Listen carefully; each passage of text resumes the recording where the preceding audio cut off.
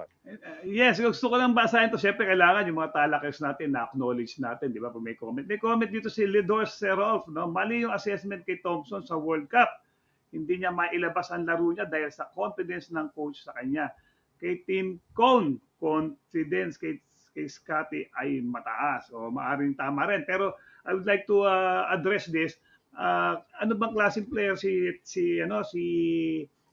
Scotty, no? Si Scotty po ay magaling na mag-direct ng play. Okay?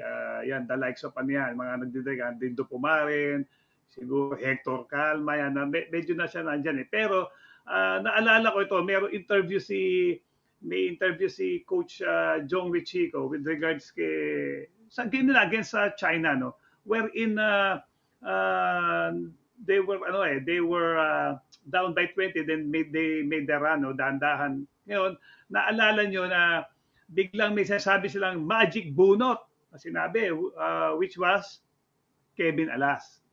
Ayun. Bakit sinabi magic bunot? Sabi ni Coach Jong Wichico, hindi magic bunot yun. Kevin Alas was the back of Team Cone's mind na talagang ipapasok. Bakit? Because Kevin Alas, okay, is a creator. Okay? Ang wala sa atin, sa point guard natin, yung creator na who can break down his man's defense and create a breakdown on defense, create a rotation, then pag gano'n, makaka-kick out, maka-down. So yun yung ginawa ni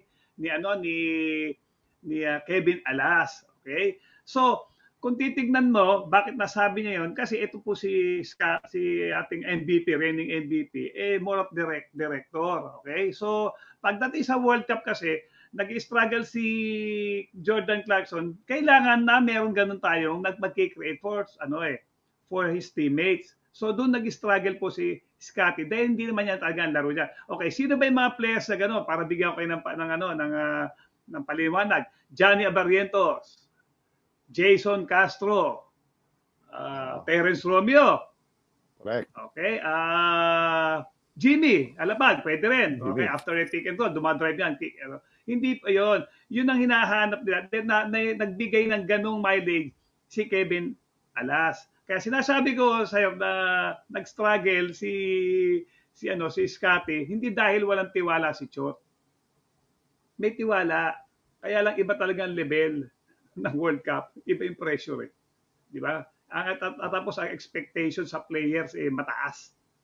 Ang hirap mag-perform ng gano'n. Sobra taas ang expectation sa players. Pero dito sa Asian Games, no doubt about it, napakagaling na nilaro nila.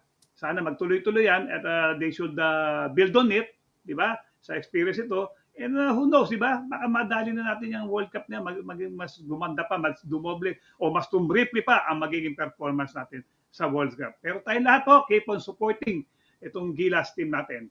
Dahil alam mo pare, number 1 ang basketball sa atin sa Pilipinas. So wala tayong magawa. Okay lang mag-comment. Pero at the end of the day pare, suporta pa rin tayo kung sino yung mga nasa lineup na yan. O sino yung mga hahawak dyan.